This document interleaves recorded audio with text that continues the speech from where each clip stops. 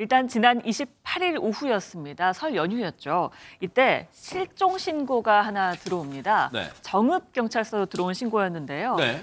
그 아버지가 혼자 양봉하면서 살고 계시는데 연락이 안 된다라고 아들이 실종 신고를 한 겁니다. 양봉이라면 이제 벌을 키우는 거잖아요. 맞습니다. 그걸 하면서 혼자 움막에 거주를 하고 계시는데 어제부터 연락이 안 된다. 그래서 실종 신고를 바로 한 거예요. 어머나.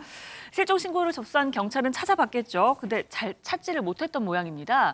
그래서 소방, 자율방범대, 의용소방대까지 약 400여 명의 인력을 투입했고요. 수색 견까지 투입해서 찾으려고 노력을 했는데 찾는 데는 실패를 했다고 합니다. 아니 뭔가 얘기만 들어도 안진용 기자님 불안해지는 게 400명이나 되는 인력이 찾아 나섰는데도 못 찾았다면 이거 어떻게 된 거예요? 네, 경찰은 실종 신고가 접수된 바로 다음 날 이 실종 신고를 범죄 수사로 전환했습니다. 에? 이게 범죄, 타살의 어떤 혐의점이 발견이 됐기 때문인데 어머나? 그 내용은 일단 움막에 주차돼 있던 이 실종자의 차량 내부에서 다량의 흙이 발견됐다는 거죠. 또 하나 수상한 점은 실종자의 차량 블랙박스가 강제로 분리된 정황까지 발견이 된 어머나? 겁니다. 자, 경찰은 주변 탐문 수사를 벌였는데 그 과정에서 실종자와 마지막으로 이야기를 나눴던 한 배달기사를 만났습니다. 이 배달기사는 실종자와 약 30여 년 정도 친분을 유지해온 사이라고 하는데 이날 만났을 때 밖에서 밥 먹고 들어오는데 누가 벌통을 훔쳐가려고 했다라는 얘기를 했다는 거죠. 자, 그래서 이어진 얘기는 그래서 내가 도둑을 잡았다. 그랬더니 그 사람이 변명하면서 돈을 찔려주려고 했다.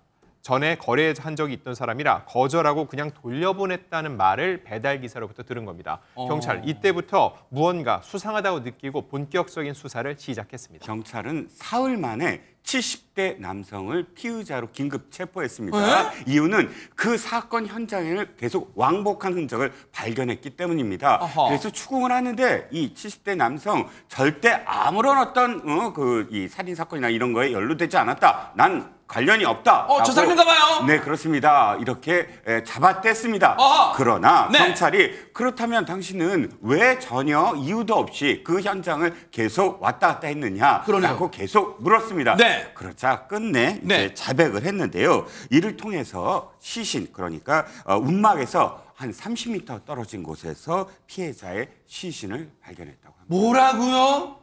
시신이라고요? 피의자는 2023년경에 피해자로부터 벌통을 구입했다고 합니다. 그런데 구입한 벌통에 여왕벌이 없었기 때문에 감정이 좋지 않았었고요. 사건 당일날 아침에 여왕벌을 구입하러 갔다가 피해자와 마찰이 생겼고 그로 인해 감정이 더 격해져 범행에 이르렀다고 진술하고 있습니다. 처음에는 완강히 부인하다가 계속된 추궁에 자신이 살해 후 야산에 안매장한 사실을 자백하였고 그가 지목한 지점에서 피해자의 사체를 발견, 긴급 체포하였습니다.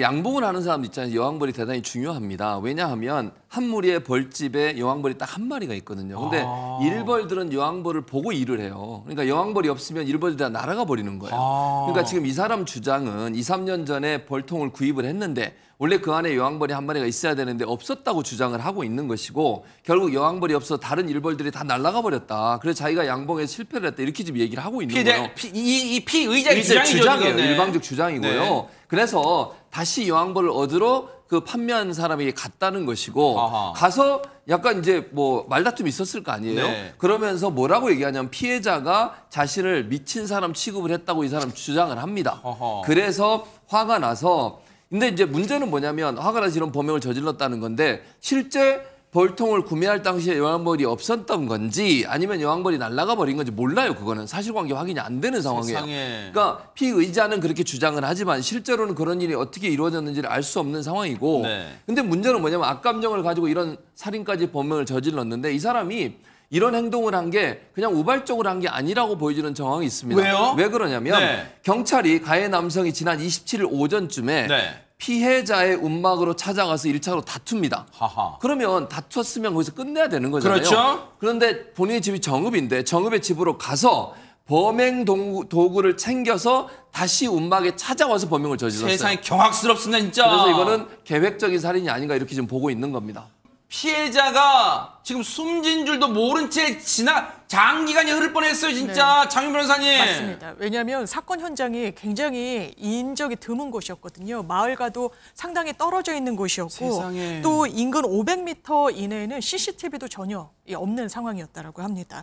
하지만 여기서 지금 포기할 이제 수 피해자분의 없죠. 차량이네요, 이게. 맞습니다. 네. 그래서 이 활동 반경을 넓히기 위해서 일단 수사에 나선 경찰은 반경을 넓혀서 지역 관제센터 CCTV까지 들여다봤고요. 또 고속도로 휴게소 CCTV 영상까지 집중 분석한 끝에 이 범인을 특정할 수 있었는데 세상에. 범인이 타고 왔던 이 차량이 정확하게 이 영상 속에 들어와 있었던 겁니다. 아하. 이 경찰은 이 70대 용의자에 대해서 구속영장을 신청할 방침이라고 밝혔는데 벌통을 구매한 뒤에 2, 3년 동안 추가 실랑이가 있었는지도 보겠다고 했습니다. 아무래도 이 살인에 이르게 된 구체적인 경위에 대한 수사가 필요하기 때문인 것으로 보이는데요.